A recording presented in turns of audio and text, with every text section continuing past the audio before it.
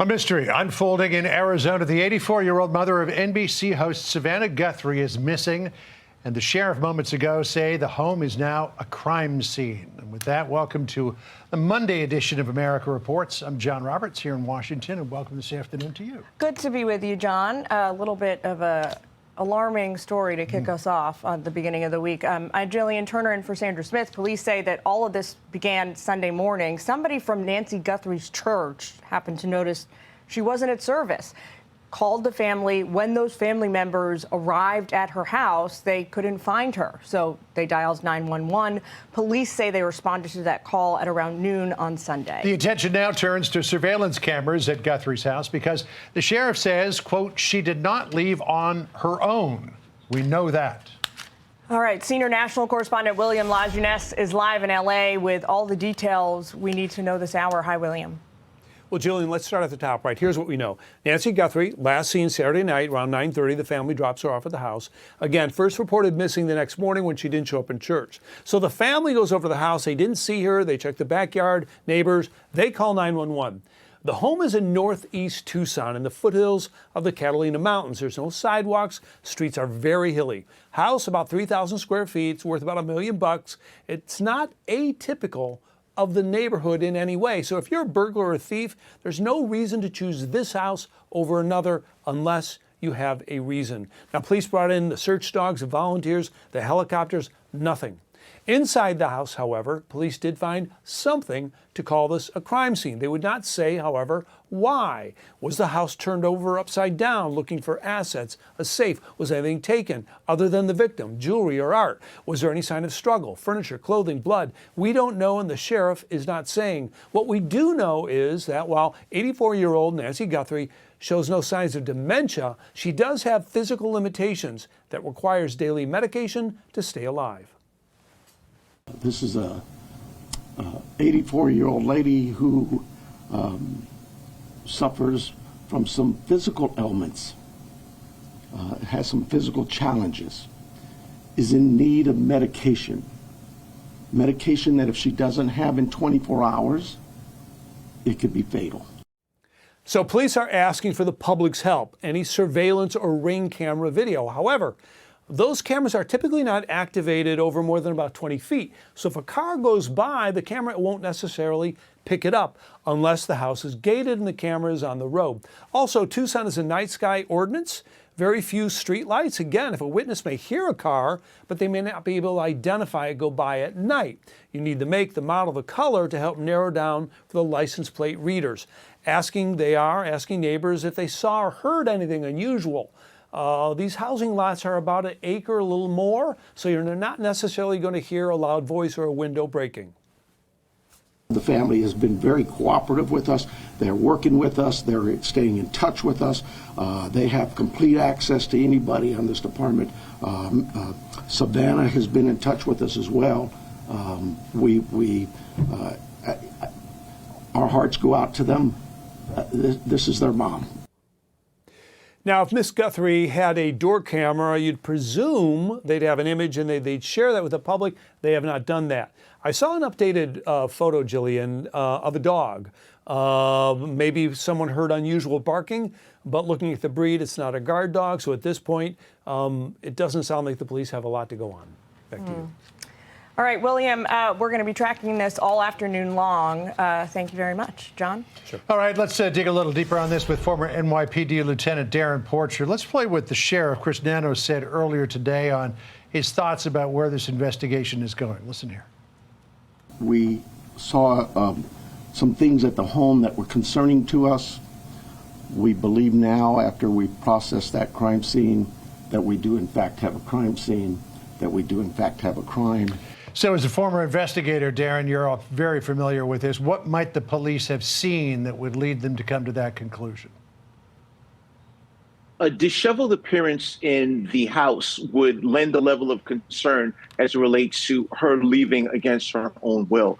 And with that being said, police are going to have to draw down on a couple of components. The first thing, which we refer to as a special category missing, because she's 84 years of age, a search should have been conducted in that house. I believe that occurred, and I believe they had dogs to assist. But moving forward, what we want to do is extract her credit report, because in the credit bureaus, you have a police liaison that'll afford you the information as to when certain cards were used. This can be quite telling because we're creatures of habit. We generally go to the same places every day. So what police can now do is connect with those establishments that the victim allegedly used on a sense of regularity.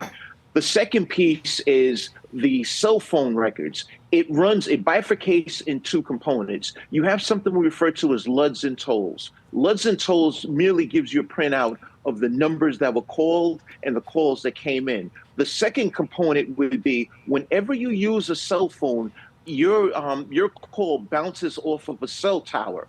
That is very instrumental in showing the route that was taken if she used a cell phone from leaving her residence. And that's something that the police can drive in on to find out what direction that she went in.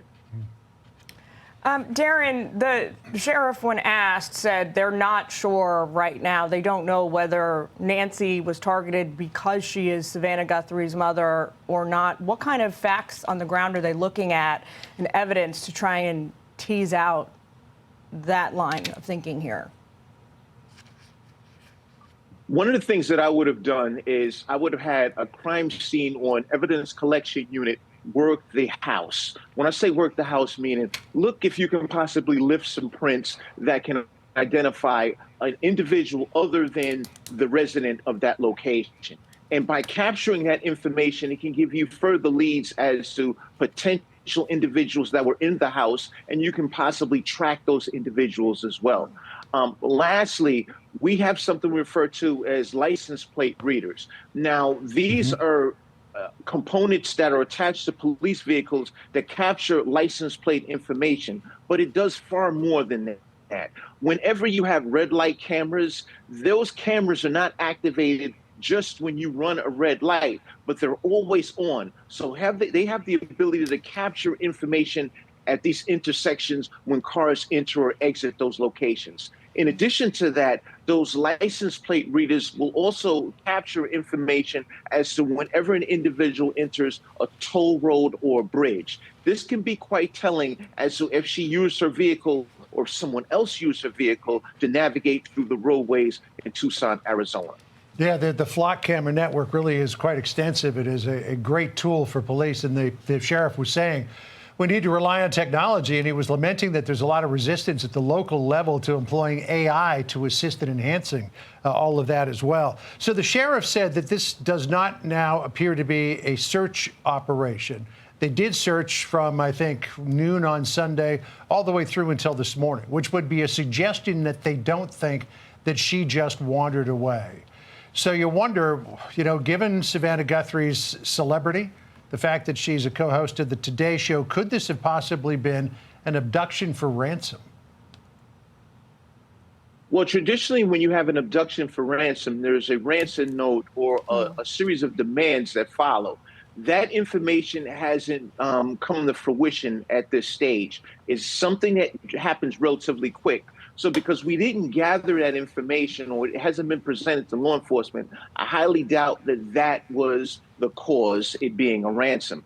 But another thing that's very important, it's impossible, physically impossible for you to enter or exit a room without leaving a trace of your DNA, unless you're wearing something we refer to as a Tyvek suit. Those are the white suits that you'll see crime scene techs don when they go into these locations. So I mentioned the earlier part in working the room. There has to be some level of a trace of DNA, be it a hair follicle or skin follicle, that would be present in that room. Sure. And I think that is going to be the focal point of what police are going to use to move forth to possibly finding an abductor, if that's the case in this scenario.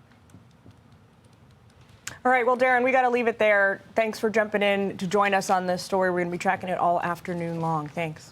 Hey everyone, I'm Emily Campagno. Catch me and my co-hosts Harris Faulkner and Kaylee McEnany on Outnumbered every weekday at 12 p.m. Eastern, or set your DVR. Also, don't forget to subscribe to the Fox News YouTube page for daily highlights.